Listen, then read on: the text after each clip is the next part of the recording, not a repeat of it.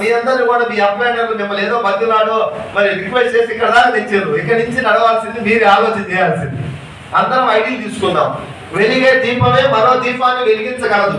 ఆ మధ్యలో ఫోన్ పట్టుకొని పోయిన వ్యక్తి వెలగలే, ఎవరైనా వెలిగిస్తాడా? ఆయన కనుక మారుంటే నలుగురిని మార్చాడా కదా?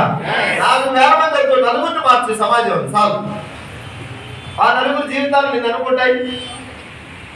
దయచేసి ఇది ఒక బాధ్యత మనందరికి కూడా. మనం సక్సెస్ అవ్వాలి, నలుగురిని గెలిపించాలి. నీతి నిజాయితీ ఉంది. ఎంతో మందికి వెస్టేజ్ తెలియదు, తెలుసా? తెలియని వాళ్ళకి మన బాధ్యత, దేవుడు ఇచ్చిన మనకి పాత్ర తెలియజెప్పాలి. మీటింగ్కి వస్తూ ఉంటే మీకు దీని మీద ప్రేమ పెరుగుతుంది. ఎంతమందికి ఎంత ప్రాబ్లమ్స్ తగ్గినాయి, ఎంతమంది రైతులకు మంచి జరుగుతుంది, ఎంతమంది చిన్న చిన్న వంటింటికి పరిమితమైన ఆడబిడ్డల జీవితాలు మారుతున్నాయి. ఒక ఇల్లు ఒక ఆడబిడ్డకు ఒక 50 ఏళ్ళు వచ్చిందంటే వాళ్ళ కుటుంబమే మారేటే కదా.